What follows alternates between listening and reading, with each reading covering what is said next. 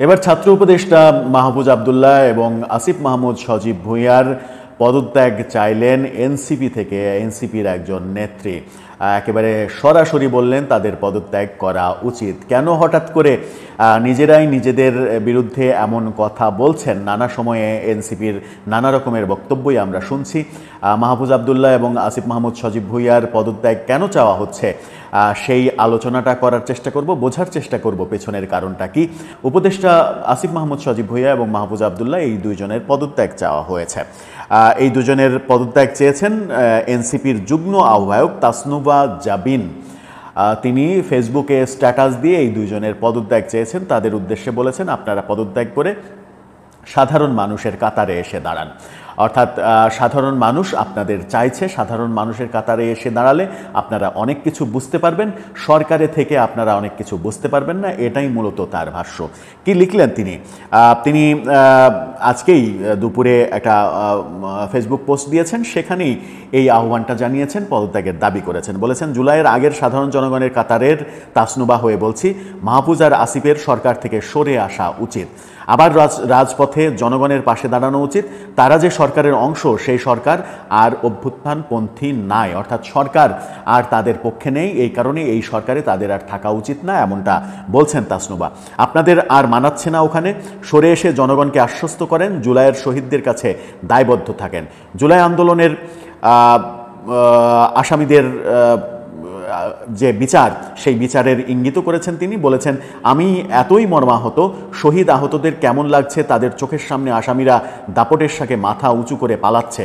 আমার মনে হয় আমাদেরকে আবার রাজপথে এক হতে হবে আওয়ামী লীগ প্রশ্নে, কারণ জুলাই শেষ হয় নাই, আদতে জুলাই এখনও চলছে। তাসনুবা সরাসরি সরকার আর জুলাই অভ্যুত্থানের পক্ষে নেই, সরকার অন্যদিকে চলে গেছে, এরকম কথা বলেছেন।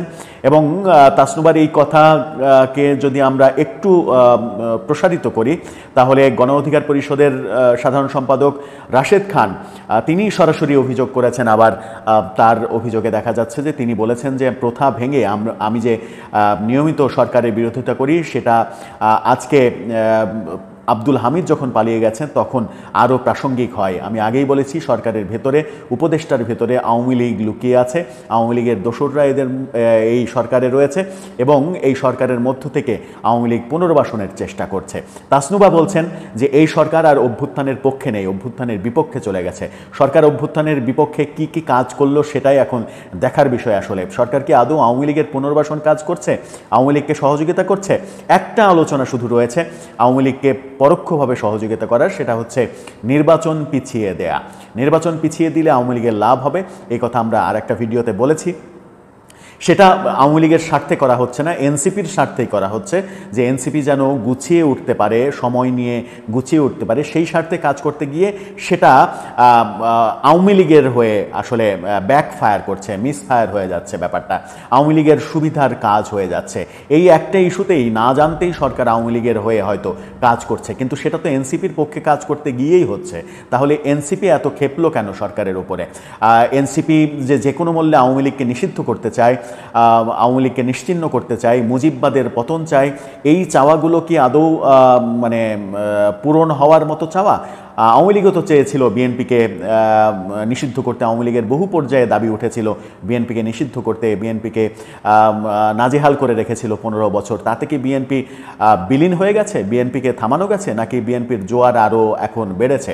সুতরাং আওয়ামী লীগ বিএনপির মতো এই বড় দুই দলকে নিষিদ্ধ কিংবা রাজনীতি থেকে সরিয়ে দেওয়ার প্ল্যান কিংবা কৌশল যাদের মাথায় আসবে, তারাই আসলে ইতিহাসের গর্ভে হারিয়ে যাবে। 1/11-এর সময় আমরা দেখেছি -2 ফর্মুলা গ্রহণ করতে, -2 ফর্মুলায় আওয়ামী লীগ এবং বিএনপিকে ভাঙা, আওয়ামী লীগ এবং বিএনপিকে মাইনাস করার আমরা একেবারে প্রকাশ্য কর্মকাণ্ড দেখেছি। তাতে কি আওয়ামী লীগ বিএনপি নিঃশেষ হয়ে গেছে? হয়নি। আওয়ামী লীগ এবং বিএনপি বাংলাদেশের দুইটা সবথেকে বড় দল এবং ঐতিহ্যবাহী দল। এই দলের সম্পর্কে যে কোনো সিদ্ধান্ত নিতে হলে আপনাকে ভেবেচিন্তে নিতে হবে, নতুবা নিজেরাই ইতিহাসের গর্ভে হারিয়ে যেতে হবে। এটাই বাস্তবতা। এই বাস্তবতা হয়তো সরকার উপলব্ধি করতে পেরেছে, এনসিপি উপলব্ধি করতে করতে পারছে না, উপলব্ধি করতে পারছে না বলে আবেগের বশে অনেক কথা বলছে। আর এই আবেগ যে আদতে কোনো কাজে দেবে না, সেটা হয়তো তারা এখন আস্তে আস্তে টের পাচ্ছে। তাই এখন সরকারের পতন, কদিন পরে এই সরকারের পতনের আন্দোলনে এনসিপি চলে গেলেও অবাক হওয়ার কিছু থাকবে না। দর্শক, আপনার কি মনে হয় এনসিপি নেতারা আদতে কি চাইছে?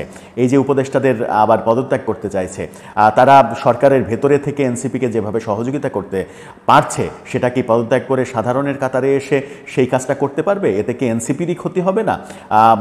আসলে কি নিজের পায়ে নিজেরাই কুড়াল মারার চেষ্টা করছে তারা? আপনার মতামত জানিয়ে লিখতে পারেন আমাদের কমেন্ট বক্সে।